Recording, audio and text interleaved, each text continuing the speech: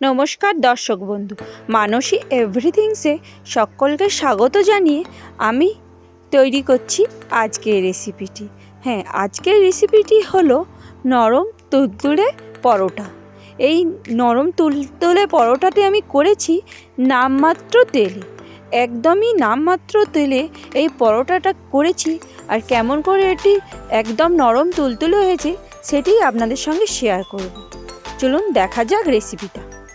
আমি এখানে 500 গ্রামের মতন ময়দা নিয়েছি, আর তার মধ্যে দিয়ে দিলাম হাফ চামচ নুন ও হাফ চামচ চিনি। এই শুকনো জিনিসগুলোকে ভালো করে মাখিয়ে নিলাম। ভালো করে মাখানোর পরে আমি এটিকে একটু হাতা ইউজ করছি, হাতা দিয়েও মাখিয়ে নিলাম। এরপরেই আমি এর মধ্যে অ্যাড করব জল। এই যে জলটা আমি ব্যবহার করছি সেটা খুব মোস্ট ইম্পর্টেন্ট, যেটিকে নরম করার জন্য। আমি যে জলটা ব্যবহার করলাম সেটি হলো গরম জল, এমনি সাধারণ গরম নয়। যে এটি এতটাই গরম, যখন জলটি ফুটছিল সেই মুহূর্তেই আমি গ্যাসটা বন্ধ করে দিয়েছি, এবং সেই জলটাই আমি এখানে ময়দাতে ব্যবহার করছি। আর আমি এখানে তার জন্যে হাত ব্যবহার করছি না, সমস্ত ময়দাটি মাখার জন্যে আমি এখানে একটি চামচের ব্যবহার করছি, যেটি দিয়ে আমি ময়দাটি মাখতে আমার সুবিধা হবে, কারণ এতটাই গরম যেটি আমি হাত লাগাতে পারবো না। কিছুক্ষণ এইরকমভাবে মাখিয়ে নেওয়ার পরে এটি যখন মোটামুটি ঠান্ডা ভাব এসে যাবে তখনই আমি এর মধ্যে হাত ইউজ করব। এইবার আমি হাতের মধ্যে কিছু তেল নিলাম, তেল নিলে গরমটা একটু কম লাগবে। এইবার যখনই হাত দেয়া যাবে সেই অবস্থায় আমি এবার হাত ব্যবহার করে সমস্ত ময়দাটিকে ভালো করে মাখিয়ে নেব। আমি ময়দাতে আগে কোনো তেল ব্যবহার করিনি ময়নের জন্য। এই রকম লাস্টের দিকে আমি হাতের মধ্যে তেল লাগিয়ে সম্পূর্ণ ময়দাটা মাখাবো। এইভাবে ভালো করে সমস্ত ময়দাটা আমার মাখা হয়ে গেছে। এই ময়দাটাকে দেখুন কত সুন্দর করে মাখা হয়ে গেছে।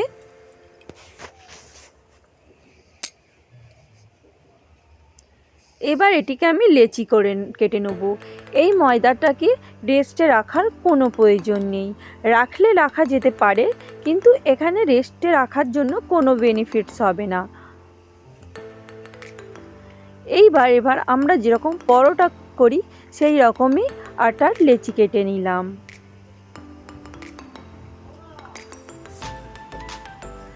আমার লেচি কাটা হয়ে গেছে এবং কয়েকটি পরোটা আপনাদেরকে বেলে দেখাচ্ছি। বেলার জন্য আমরা তেল কিংবা আটা ময়দা যা ইচ্ছা ব্যবহার করতে পারি। আমি যেহেতু সম্পূর্ণ পরোটাটা একদম লাইট তেল ব্যবহার করব, তাই আমি এখানে বেলার জন্য ময়দা ব্যবহার করলাম। সেটি দিয়েই ভালো করে এইবার প্রথমে গোল করে বেলে নিলাম। নিয়ে আমি এটিকে 3 কোণা শেপে পরোটা বানাচ্ছি। 3 কোণা শেপের পরোটা অনেকেই পছন্দ করে, তাই আমি এখানে সমস্ত পরোটাগুলো 3 কোণা শেপেই বানাচ্ছি। এইভাবে পাট করে নিয়ে 3 কোণা শেপের পরোটাকে বেলে নেব।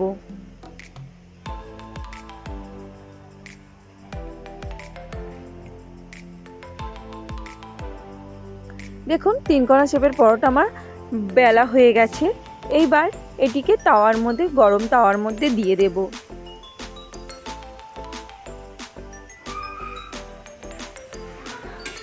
এক সাইডটা হয়ে গেলে অপর সাইডে উল্টে দেব। এই রকম দুটো সাইড যখন সেঁকা হয়ে যাবে তখনই আমি এর মধ্যে দিয়ে দিলাম আর একটি পরোটা।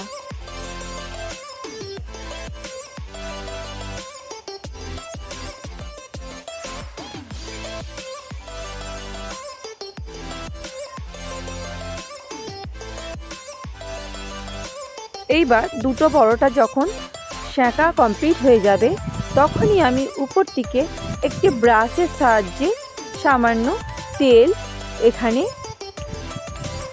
ভেজিটেবল তেল ইউজ করলাম, উপরে জাস্ট বুলিয়ে দিলাম। এইবার আবার উল্টো পিঠে আরেকটি পরোটা এরমভাবে বুলিয়ে দেব। দেখুন পরোটাগুলো কত সুন্দরভাবে ফুলে উঠছে। এইভাবে আমি একদম অত্যাধিক তেল ব্যবহার করব না। এইভাবে উল্টে পাল্টে জাস্ট একবার করে ব্রাশের সাহায্যে পরোটার উপরে দিয়ে দেব। এতে তেল কমও যাবে পরোটার মধ্যে এবং তেল নষ্টটাও কম হবে। অনেক সময় তাওয়াতে তেল দিয়ে সেটি গরমে স্টিম হয়ে উড়ে চলে যায়, তাই এইভাবে পরোটা রান্না করলে প্রচণ্ড কম তেলে এবং সফট পরোটা তৈরি হয়ে যাবে এবং খেতেও খুব দুর্দান্ত স্বাদের হয়।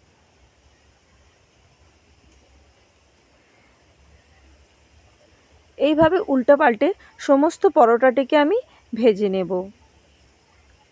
আমার এই সামান্য কম তেলে নরম তুলতুলে পরোটাটি আপনাদের কেমন লাগলো অবশ্যই কমেন্ট করে জানাবেন। আর এই পরোটাটা এতটাই নরম হয় যে এটিকে পরের দিনেও যদি রেখে দেওয়া যায় তাহলে পরোটাটা যেমন নরম তেমনই থাকবে, এর কোনো টেক্সচার চেঞ্জ হবে না এবং খুব সুন্দর নরম তুলতুলে থাকবে। মানে আগের দিনের পরোটা পরের দিনও সেম একই রকম থাকবে। সাধারণত পরোটা রেখে দিলে সেটি টাইট ভাব এসে যায়, কিন্তু এর মধ্যে তেমন কোনো ভাব আসবে না। এইভাবে উল্টে পাল্টে লাল লাল করে পরোটাগুলোকে ভেজে নিতে হবে। আমি এর পরে আর কোনো তেলই ব্যবহার করুন। দেখুন সমস্ত পরোটা আমার ভাজা হয়ে গেছে। এইভাবে আমি সমস্ত পরোটাগুলোকে ভেজে নেব।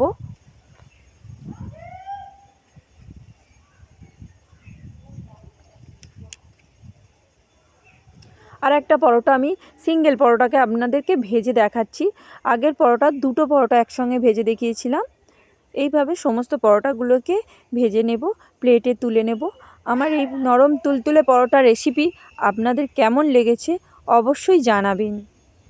আর আমার চ্যানেলটি সাবস্ক্রাইব করার অনুরোধ রইল, যাতে আমি নতুন নতুন কোনো রেসিপি ছাড়লে আপনাদের কাছে প্রথম চলে যেতে পারে। তার জন্যে বেল আইকনটি অবশ্যই প্রেস করে দেবেন। সকলে ভালো থাকবেন, সুস্থ থাকবেন। Thank you for watching.